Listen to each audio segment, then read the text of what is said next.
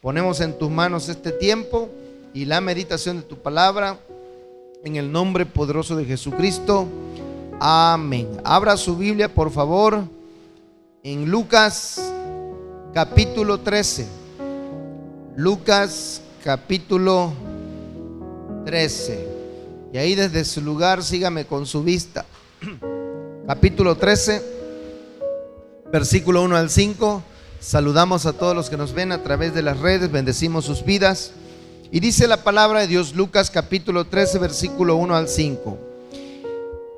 En este mismo tiempo estaban allí algunos que le contaban acerca de los galileos cuya sangre Pilato había mezclado con los sacrificios de ellos. Respondiendo Jesús les dijo: ¿piensan que estos galileos, porque padecieron tales cosas, eran más pecadores que todos los galileos? Les digo, no, antes si no se arrepienten, todos perecerán igualmente. O aquellos 18 sobre los cuales cayó la torre de Siloé y los mató, ¿piensan que eran más culpables que todos los hombres que habitan en Jerusalén?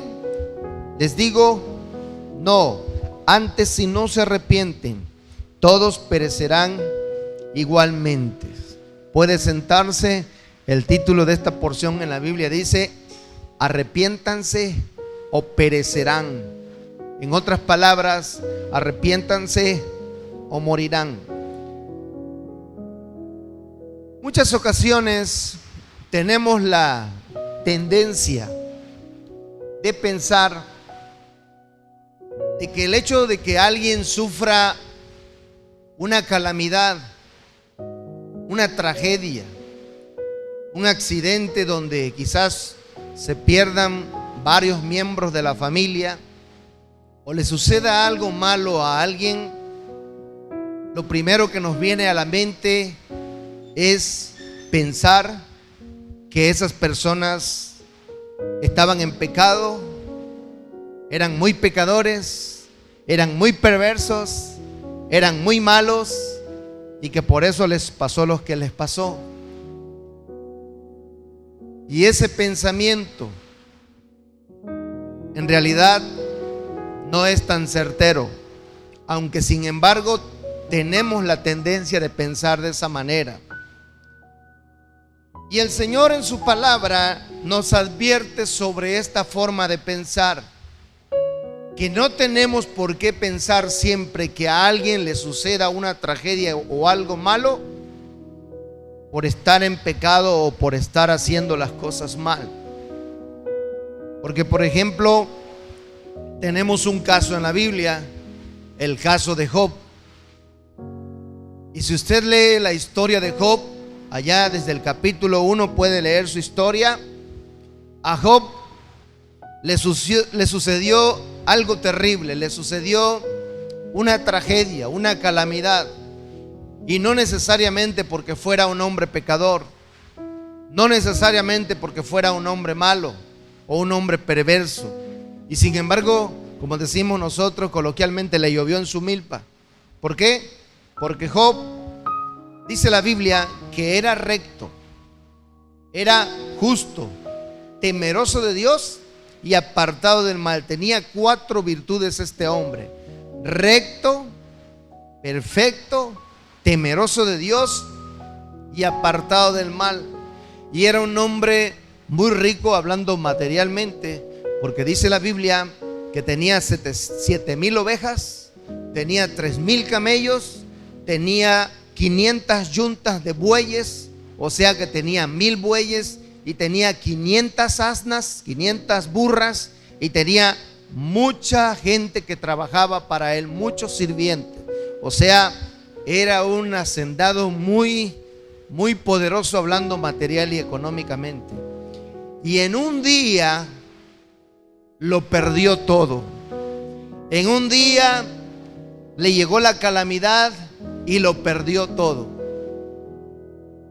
Les mataron a sus sirvientes, les mataron a todo su personal,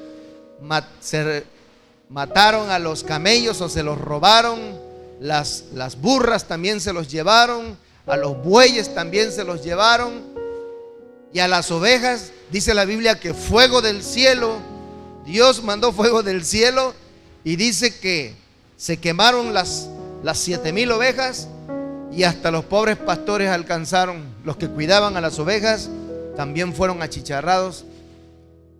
Y entonces cuando uno ve eso en la Biblia, dice qué calamidad, qué desastre, qué tragedia. Y algo más terrible, en ese mismo día se le murieron todos sus hijos. Tenía varios hijos, no me acuerdo cuántos, si eran 7 o eran 10, no me acuerdo, 10 en un mismo día. Estaban celebrando sus hijos y el techo de la casa se desplomó y quedaron sepultados bajo el techo de la casa, se murieron todos. Entonces el Señor advierte aquí en la palabra y dice en el versículo 2 de Lucas 13: piensan que estos galileos, porque padecieron tales cosas, eran más pecadores que los otros galileos. O en el versículo 4: o aquellos 18 sobre los cuales cayó la torre de Siloé y los mató, piensan que eran más culpables que todos los hombres que había en Jerusalén. Les digo, no antes, si no se arrepienten, todos perecerán igualmente. A veces de repente nos gana un poquito como la arrogancia religiosa o el orgullo religioso, y eso es algo que tenemos que tener cuidado, mis amados hermanos, porque ese espíritu es muy sutil y muchas veces se infiltra en nuestra mente y en nuestro corazón. Y cuando el orgullo religioso o la arrogancia religiosa infiltra nuestra mente y nuestra alma, entonces de repente empezamos a mirar por encima de los hombros a los demás y pensamos que nosotros somos más santos que cualquiera. Es un comportamiento muy sutil que a veces se infiltra en la iglesia y a veces se infiltra en los hijos de Dios. Y la advertencia de este pasaje es que dice: les digo que si no se arrepienten, todos perecerán. ¿Qué está diciendo el Señor? Que usted y yo debemos aún considerar nuestras vidas y no estarnos fijando solamente en los demás y estar señalando: no, el hermano Julio anda en pecado, no, el hermano Juan Carlos es un pecador empedernido, yo por lo menos estoy mejor que él. Cuidado con ese tipo de señalamientos, cuidado con ese tipo de juicios, porque a veces hacemos juicios a la ligera y juicios severos en contra de las personas, en contra de la familia, en contra de los compañeros de trabajo, en contra de los hermanos, en contra de los líderes, en contra de los pastores, en contra de cualquier persona, porque ese espíritu de orgullo religioso nos lleva a pensar de esta manera: que todos están mal menos yo. Y es lo que está advirtiendo aquí la palabra de Dios, que tengamos mucho cuidado con ese tipo de pensamiento, que reconsideremos que usted y yo también estamos expuestos. No nos exime nada, no nos exime, porque en algún momento usted y yo también podemos estar regándola bien feo, pero por estar mirando y estar pensando que otros están mal y yo estoy bien, entonces dice la Biblia, nuestro pecado nos puede alcanzar, y dice: si no se arrepienten, todos perecerán. En la Biblia podemos encontrar otro pasaje que nos habla acerca de esta actitud, de este comportamiento. En Lucas capítulo 18, versículo 9 al 14. Lucas capítulo 18, versículo 9 en adelante. Dice la Biblia: a unos que confiaban en sí mismos como justos y menospreciaban a los otros, dijo también esta parábola: 2 hombres subieron al templo a orar.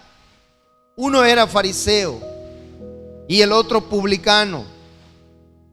El fariseo, puesto en pie, oraba consigo mismo de esta manera: Dios, te doy gracias, porque no soy como los otros hombres, ladrones, injustos, adúlteros, ni aun como este publicano. Ayuno 2 veces a la semana, doy diezmos de todo lo que tengo. Mas el publicano, estando lejos, no quería ni alzar los ojos al cielo, sino que se golpeaba el pecho, diciendo: Dios, sé propicio a mí, pecador. Les digo que éste descendió a su casa justificado o perdonado antes que el fariseo, porque cualquiera que se enaltece será humillado, y el que se humilla será enaltecido. Otro pasaje en la Biblia que nos advierte acerca de ese espíritu de orgullo religioso, que nos lleva a pensar que nosotros podemos estar señalando a la gente, a quien quiera que sea, empezando que la Biblia nos enseña que no debemos hacer ningún tipo de juicios. Allá en Mateo capítulo 7, quiero corroborarlo para asegurarme que no estoy dando mal la cita. Dice en Mateo capítulo 7 versículo 1: no juzgues para que no seas juzgado. Y a veces se nos hace fácil hacer juicios de cualquier tipo en contra de las personas, en contra de la familia, en contra de los que se nos atraviese. Y estaba el fariseo y estaba el publicano en la presencia de Dios, en la presencia de Dios. ¿Quién era el publicano?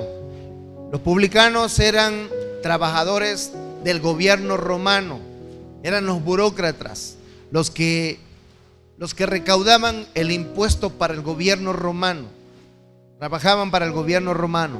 ¿Y quiénes eran los fariseos? Los fariseos era una secta religiosa muy importante, muy distinguida en el tiempo de Jesús, pero se caracterizaban porque eran superlegalistas, decían y no hacían, dice la Biblia. El Señor los reprendió muchas veces y les dijo: ustedes les ponen carga pesada a los hombres, a que hagan esto y lo otro. Y les decía: pero ustedes ni con un dedo la quieren hacer. Ustedes, fariseos, le decía el Señor, son como las tumbas, como los sepulcros. ¿Por qué? Porque por fuera, dice, estamos muy bonitos, bien arregladitos, damos buena apariencia, pero por dentro, dice, están podridos, decía el Señor. Un señalamiento muy severo. Y entonces los fariseos eran característicos por esto. Y este fariseo fue con esa arrogancia espiritual, con ese orgullo religioso. Y mire, hasta le decía al publicano que estaba ahí: no soy como este. ¿Cuántas veces usted y yo tomamos esa actitud y decimos: yo no soy como esta, como la hermana Heréndira? Yo no soy como este, como el hermano Nacho. Yo no soy como aquel, no soy como ellos. Yo estoy mejor espiritualmente delante de Dios.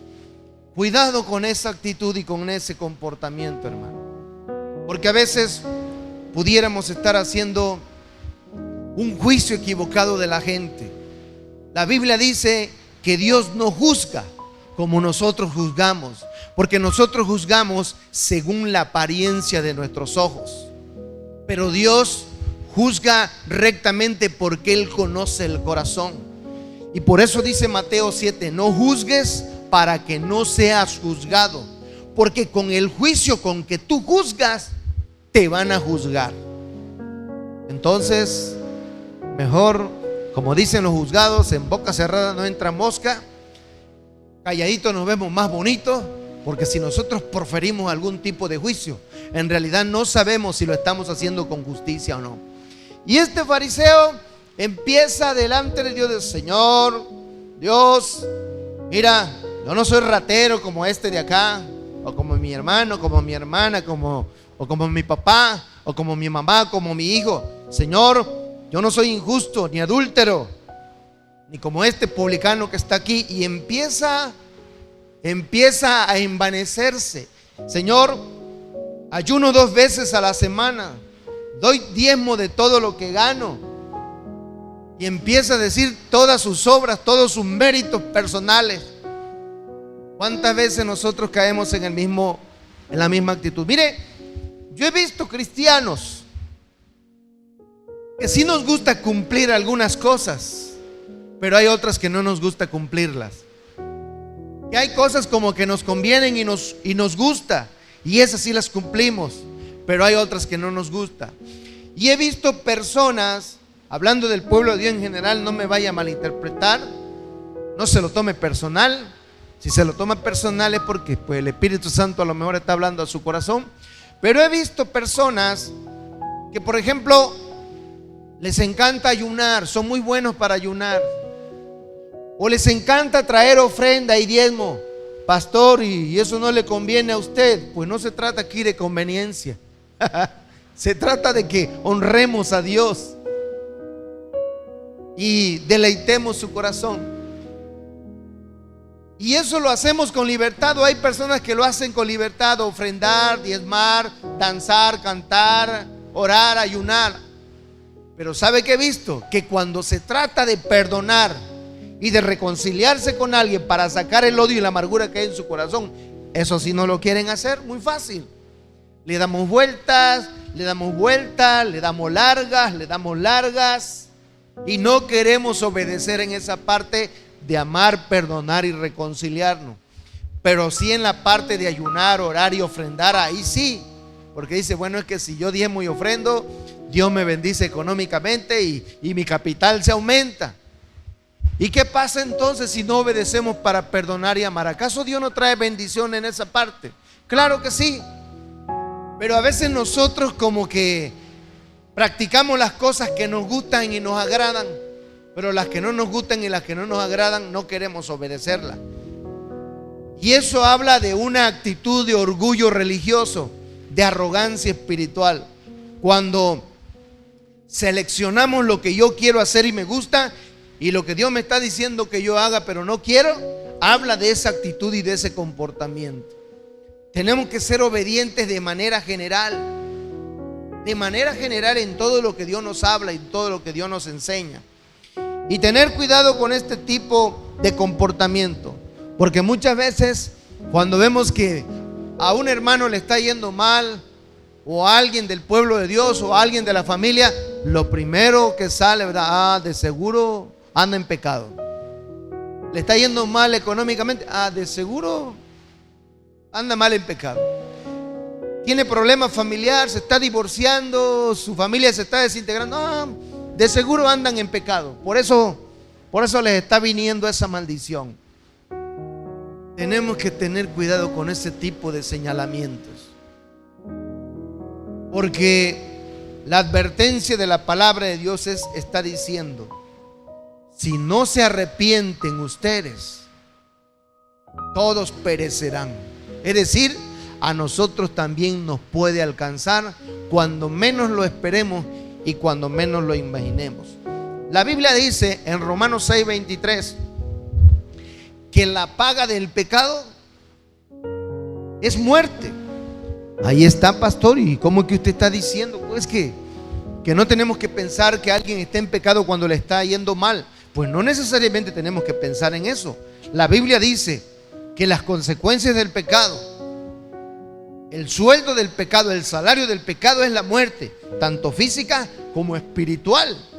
Mas el regalo de Dios, dice Romanos 6:23, es vida eterna en Cristo Jesús, Señor nuestro. Es decir, la salvación llega a nuestras vidas cuando nos arrepentimos, cuando renunciamos de lo malo, de lo perverso, de todo lo torcido de nuestra vida. Y precisamente por eso el Señor advierte en Lucas 13: les digo que si no se arrepienten, todos perecerán. Pero a veces, por estar centrado en ver la vida de los demás, no vemos nuestra vida. Y el Señor enseñó otra parábola muy interesante y dijo: no veas la paja en el ojo de tu hermano, ve la viga que llevas tú colgando. ¿Qué estaba diciendo el Señor? Que siempre nuestro problema será mayor que de los demás. Y así debemos verlo, porque cuando nosotros tomamos esa actitud, entonces nos estaremos librando de este espíritu de orgullo religioso, de pensar que nosotros sí estamos bien y todos están mal. El énfasis de este pasaje es adoptar una actitud de arrepentimiento. Eso es lo que nos está diciendo el Señor en Lucas 13. ¿Sabes qué? Adopta una actitud de arrepentimiento. El salmista decía, cuando se presentaba delante de Dios, y él se arriesgaba y decía: Señor, examíname, prueba mis pensamientos, prueba mi corazón y mira si hay en mí caminos de perversidad. Esa debe de ser la actitud de arrepentimiento que debemos presentar delante de Dios. Cada vez que usted y yo estamos en la presencia de Dios, lo primero que tenemos que hacer es decirle: Señor, ayúdame para que yo haga un examen de conciencia y que yo me pueda dar cuenta si estoy mal en algún aspecto de mi vida, y que no solamente yo me esté fijando en los demás en qué están mal, sino que yo pueda hacer un análisis de mi vida. David se presentaba delante de Dios y él decía: Señor, líbrame de los errores que me son ocultos. ¿Cuántas veces usted y yo le hemos dicho a Dios eso? Delante de Dios hemos dicho: Señor, a ver, enséñame en qué estoy mal, Dios. Enséñame qué actitud y qué comportamiento y qué pensamiento está mal en mi vida. Señor, hazme entender en qué área de mi vida estoy mal. Normalmente no hacemos eso, porque nos da miedo exponernos delante de la presencia de Dios. Y hoy porque estamos bajo la gracia de Cristo, ¿verdad? Pero si fuera como en los tiempos de Ananías, que sabe cómo se exhibía el pecado, con la muerte.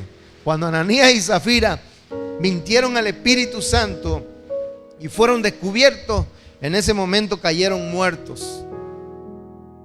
Si fuera así, entonces no esconderíamos cosas en el corazón.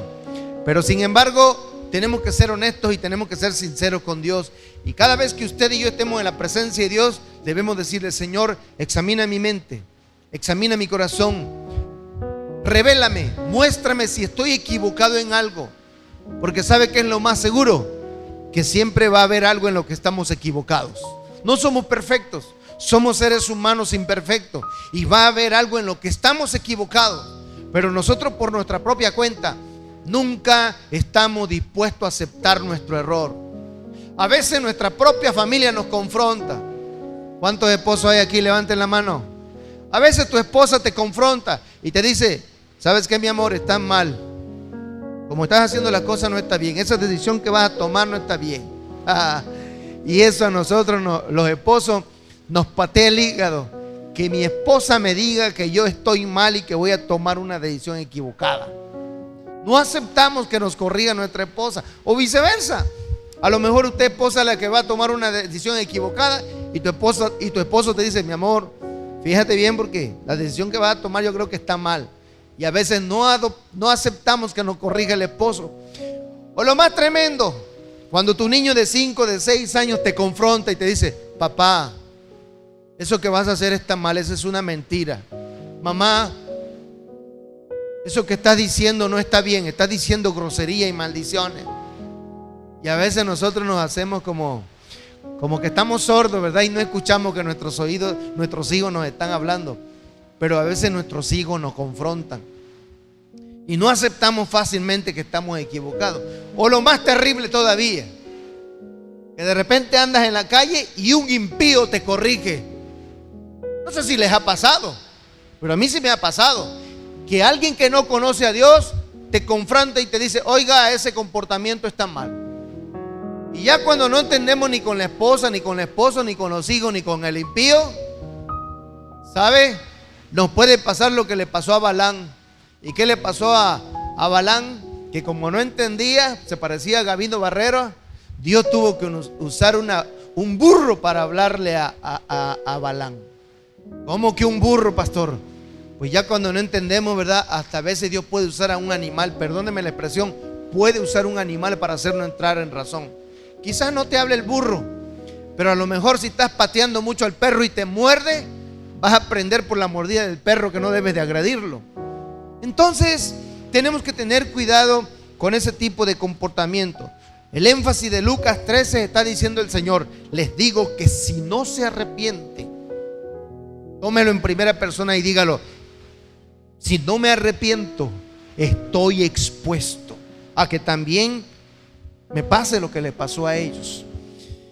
Lucas 24:47 dice el pasaje. Lucas capítulo 24 versículo 47. El Señor Jesús dijo: y que se predicase en su nombre el arrepentimiento y el perdón de pecado a todas las naciones, comenzando de Jerusalén. ¿Sabe a qué nos mandó el Señor Jesucristo? A predicar el arrepentimiento, pero sobre todo a practicarlo. ¿Cómo yo puedo estar hablando de arrepentimiento a otra gente si no me quiero arrepentir yo de mis errores y de mis faltas? No quiero reconocer mis faltas. Tenemos que empezar a reconocer nuestros errores y nuestra falta para que nosotros podamos predicar con autoridad. ¿Ok? Dice otro pasaje, Isaías capítulo 55. Isaías capítulo 55, versículo 6. Isaías capítulo 55, versículo 6, dice el pasaje: busquen a Jehová mientras puede ser hallado, llámenle en tanto que está cercano. Y mire la advertencia de la palabra de Dios: deje el impío su camino y el hombre inicuo sus pensamientos o sus malos pensamientos, y vuélvase al Señor, el cual tendrá de él misericordia, y al Dios nuestro, el cual será amplio en perdonar. La advertencia de la palabra de Dios, como lo dice en Lucas 13, es que usted y yo primeramente todos los días debemos estar volviendo nuestro corazón a Dios. Volviendo nuestro corazón quiere decir meterlo en el redil, meterlo en la línea del Espíritu Santo, o como dice en hebreo, que lo cojo de tu vida, dice, no se salga del camino. ¿Sabe a qué me parece eso? Como cuando usted quiere caminar sobre una línea, ¿no? Aquí hay una línea, y cuando estamos bien de los pies, con todo respeto, y no tenemos problema, usted va a caminar sobre la línea muy recto, o como los que caminan sobre la cuerda en los circos y los malabaristas, ¿no? Que ponen una cuerda de metal en el aire y empiezan a caminar por la cuerda. No, vas en la línea, no te tuerces, no te sales del camino. Pero dice en hebreo: cuida que lo cojo de tu vida no se salga del camino. Y cuando hay algo cojo en tu vida, entonces usted quiere, imagínense que usted se quiera subir a una cuerda de metal al aire, y si usted tiene un problema con el pie, usted quiere poner el pie y el pie le agarra para otro lado, ¿verdad? Se le va fuera de la línea.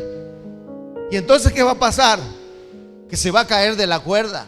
¿Y qué está diciendo esa metáfora? Está diciendo: cuida que los errores, las faltas de tu vida, cuida que no se salga, sino trata de caminar lo más recto y lo más justo y lo más honesto, como Dios nos enseña.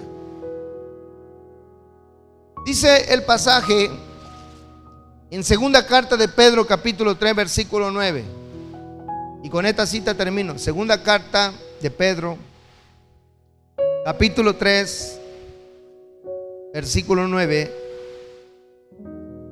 dice ahí el pasaje: el Señor no retarda su promesa, según algunos la tienen por tardanza, sino que es paciente para con nosotros, no queriendo que ninguno perezca, sino que todos procedan al arrepentimiento. Otra vez La advertencia de la Biblia nos dice, ¿sabes qué? Vamos a adoptar una actitud de arrepentimiento. Mira la viga que llevas tú colgando. No estés fijándote solamente en los demás. No estés señalando solamente a los demás, a tu esposa, tu hijo, tu tía, tu papá, tu mamá, tu hermano, tu compañero de trabajo. Arrepiéntete tú, dice la palabra de Dios. Asegúrate que estás caminando bien delante de Dios. Pastor, pero si los demás están mal, ¿qué hago? ¿No les puedo decir nada? Pues sí, pero dígalo con amor. Y más hacemos orando por ellos que estarlos confrontando. Mejor oremos por ellos, como dice la palabra. Cuando usted se pone a orar con esta palabra, por si sabe de que alguien está mal, entonces oramos y decimos, Señor, produce arrepentimiento en la vida de esa persona. Señor, convéncelo de pecado, de juicio y de justicia, como dice en el Evangelio de Juan. Señor, que tu Espíritu Santo lo confronte, que tu Espíritu Santo lo redarguya, que tu Espíritu Santo provoque en él un cambio sincero y honesto. Porque es preferible que lo haga Dios y que lo haga el Espíritu Santo a que pretendamos hacerlo nosotros como hombre. Porque si lo hacemos nosotros como hombre, no va a haber buenos resultados. Pero cuando permitimos que sea el Espíritu Santo que traiga la convicción a una persona, va a ser un cambio verdadero, un cambio genuino. Así que, amados hermanos, adoptemos una actitud de arrepentimiento siempre. Póngase de pie, vamos a orar y vamos a pedirle al Espíritu Santo que nos ayude a tomar esa actitud de arrepentimiento.